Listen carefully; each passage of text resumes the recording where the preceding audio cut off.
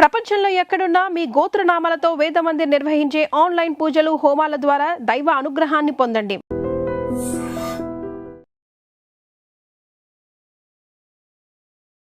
Hi, hello, నమస్తే. నేను మీ VSN Murthy. Welcome to iDream channel. Sankranti ఇంకా దగ్గర ఇది మనం ఇంకా సెప్టెంబర్కి వస్తున్నాం. సెప్టెంబర్, అక్టోబర్, నవంబర్, డిసెంబర్, జనవరి 5 నెలలు ఉంది. ముందే వన్ బై వన్ డేట్లు వచ్చేస్తున్నాయి. ఈసారి సంక్రాంతి మహా రంజుగా ఉండేలాగా కనిపిస్తోంది. సంక్రాంతి ఎప్పుడు రంజుగానే ఉంటుంది. చిరకాలంగా దాదాపు గత 20 ఏళ్ళుగా చూసినా సంక్రాంతి కానీ మంచి సినిమాలు, పెద్ద సినిమాలు వస్తుంటాయి. అది ఇటీవల కాలంలో గత 5-6 ఏళ్ళుగా చూసుకుంటే ఒక సినిమా, 2 సినిమా, ముఖ్యంగా అనిల్ రావుపూడి గారు ఇస్తున్నారు అంటే అనిల్ రావుపూడి గారి సినిమా రావడం, సంక్రాంతి ఆయనదే అనుకోవడం, ఇట్లాగా కొత్తగా ట్రెండ్ మొదలైంది. సో లాస్ట్ ఇయర్ సంక్రాంతికి వచ్చేసరికి అరే సంక్రాంతిని మనం కూడా క్యాష్ చేసుకోవాలి అని చెప్పి 2-3 చిన్న సినిమాలు రావడం జరిగింది.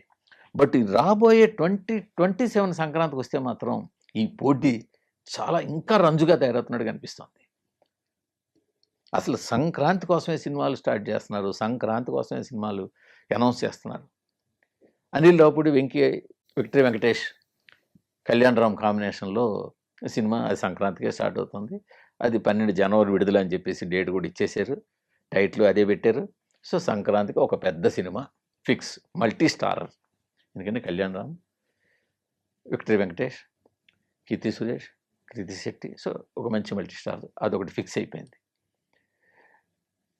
మిగతా సినిమాలు ఒక 10 కోట్లు, 20 కోట్లు, 25 కోట్ల రేంజ్ సినిమాలు వస్తే సో అది వేరుగా ఉంటుంది. బట్ దానికి పోటీగా మెగాస్టార్ బాబీ సినిమా వస్తుందని టాక్ బలంగా వినిపిస్తోంది. అది కూడా డేట్ ఈ నెల 22న డేట్ వేస్తారు.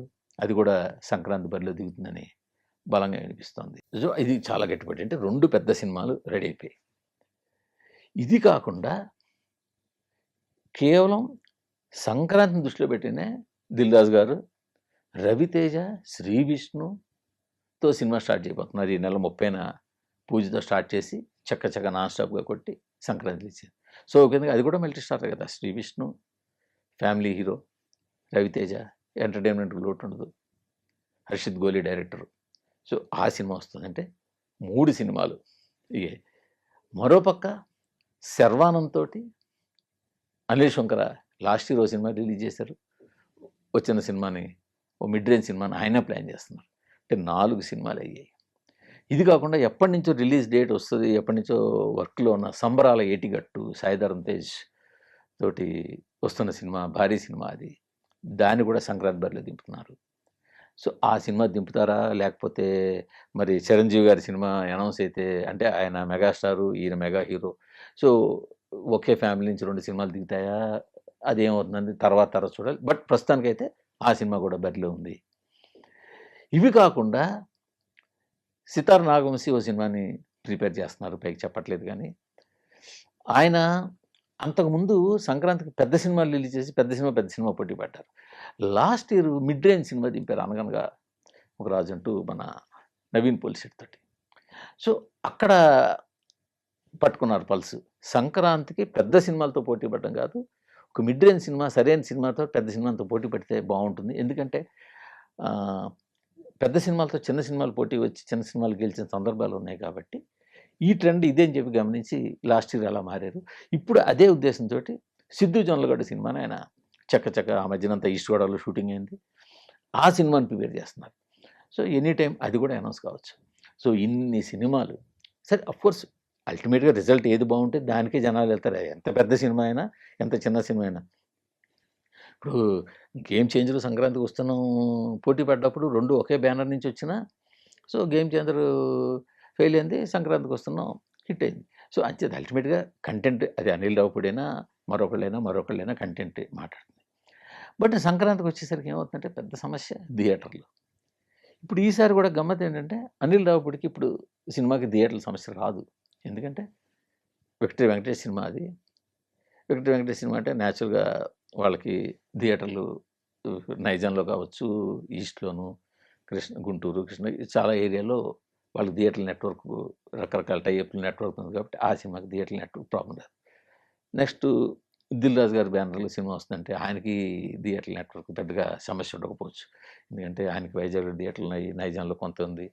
ప్లస్ మిగతా ఆయనకి ఉన్న ఫిక్స్డ్ డిస్ట్రిబ్యూటర్లు ఉన్నారు, వాళ్ళు థియేటర్లు కొంచెం సెక్యూర్ చేయగలుగుతారు. సో నాగవంశికి వస్తే నాగవంశికి బలమైన స్ట్రాంగ్ డిస్ట్రిబ్యూటర్ నెట్వర్క్ ఉంది. సో ఆ డిస్ట్రిబ్యూటర్ నెట్వర్క్కి బలమైన ఎగ్జిబిటర్లు ఉన్నారు. సో అంచేత వాళ్ళకి థియేటర్ ప్రాబ్లం రాదు. సో ఇంకా మిగిలిన వాళ్ళకి ఎలా ఉంటుంది అన్నది ముందు ముందు తెలుస్తుంది. బట్ ఇక్కడ ఏమవుతుందంటే ఎగ్జిబిటర్లకి కొంత లాభం ఉంటుంది ఈ సిచ్యువేషన్. ఎందుకంటే సాధారణంగా సంక్రాంతికి జనాలు అంత థియేటర్లకు వస్తారు, canteen income, cycle stand income ఇదంతా రావాలని ఎదురెళ్ళి వీలైనంత అడ్వాన్స్లు ఇచ్చి థియేటర్లు ఎగ్జిబిటర్లు సినిమాని తెచ్చుకోవడానికి చూస్తారు. ఎప్పుడైతే ఇన్ని సినిమాలు ఉన్నాయో ఎగ్జిబిటర్ల దగ్గరికి డిస్ట్రిబ్యూటర్లు వెళ్తారు, నాకు అగ్రిమెంట్ చేయి, నాకు అగ్రిమెంట్ చేయి, నాకు అగ్రిమెంట్ చేయి. అలా ఎప్పుడైతే డిస్ట్రిబ్యూటర్లు వెళ్ళి అగ్రిమెంట్ చేయమని అడిగారో ఎగ్జిబిటర్లు అడ్వాన్స్లు వీలైనంతవరకు తగ్గించడానికి అవకాశం ఉంటుంది. అక్కడ ప్రాబ్లం వస్తుంది. ఎగ్జిబిటర్ల నుంచి సఫిషియెంట్ అడ్వాన్సులు కనుక రాకపోతే డిస్ట్రిబ్యూటర్ల దగ్గరికి మనీ రావాలి, డిస్ట్రిబ్యూటర్ల దగ్గర సరైన మనీ రాకపోతే ప్రొడ్యూసర్ల దగ్గర రావాలి. అక్కడ మనీ సర్క్యులేషన్ దగ్గర కొంచెం ప్రాబ్లం రావచ్చు ఇన్ని సినిమాలు ఉండడం వల్ల. బట్ ఇన్ని సినిమాలు ఉండడం వల్ల మార్కెటింగ్ కూడా కొంచెం తేడా వస్తుంది. ఇప్పుడు సోలోగా ఒక సినిమా వస్తే ఆంధ్ర 40 కోట్లు 50 కోట్లు చెప్తే ఓకే పర్వాలేదు అంటారు. అవతల పోటీగా పెద్ద సినిమా వస్తుంది, ఇంకా 2-3 చిన్న సినిమాలు వస్తుందంటే అబ్బాయి అంత పెట్టలేము సార్, 30 కోట్లు అయితే పెట్టగలం, 35 కోట్లు పెట్టగలం అంటారు. సో అక్కడ ఒక చిన్న ప్రాబ్లం వస్తుంది. సో కంటెంట్ అనేది సినిమా ఏది ఆడుతుందనే తర్వాత దేనికి ఎన్ని డబ్బులు వస్తాయనేది తర్వాత డిసైడ్ అవుతుంది. బిఫోర్ దట్ మార్కెటింగ్ దగ్గర థియేటర్ల దగ్గర నుంచి డబ్బులు తెచ్చుకోవడం దగ్గర కొంచెం ఇబ్బందులు ఎదురవుతాయి. బట్ ప్రేక్షకుడికి అయితే మాత్రం ఈసారి 2020 సంక్రాంతి ఫుల్ ఎంటర్టైన్మెంట్. భోగి నుంచి కనుమ దాకా వరుస పెట్టి సినిమాలు చూడొచ్చు. Morning show, matinee, first show చూసినా పర్లేదు, లేదా రోజుకో సినిమా చూసినా పర్లేదు. సో 27 సంక్రాంతి టాలీవుడ్ నుంచి కామన్ ఆడియన్స్కి ఒక ఫుల్ ఫెస్టివల్ ఇవ్వబోతోంది. అన్ని సినిమాలు వస్తున్నాయి, ఇంకా ఎన్ని సినిమాలు వస్తాయి ఇంకా చెప్పలేము. సో మొత్తానికి హడావుడైతే గట్టిగా ఉంది. Thank you. మళ్ళీ మరో వీడియోతో కలుద్దాం. Bye. And for more videos, Please subscribe to iDream. Please subscribe to iDream. Please subscribe iDream. And please subscribe to iDream. For more videos, subscribe to iDream. please like, share and subscribe to the channel. Congratulations, iDream. subscribe to iDream. Subscribe to iDream. So subscribe to iDream Media. iDream ki iDream team andarki huge congratulations. Please subscribe iDream Media. Please subscribe to iDream. Subscribe iDream. Please subscribe to iDream. iDream అంటే నా కళల channel subscribe చేసుకున్న నోరు తిరుగుతలేదు, మీరైతే గంట గుర్తు కొట్టండి. For more such videos, please subscribe to iDream. Subscribe to iDream. Please subscribe to iDream. Please subscribe iDream Media. Please do subscribe to iDream. Please subscribe to iDream Media. For best entertainment and information, please subscribe iDream. And don't forget to subscribe to iDream.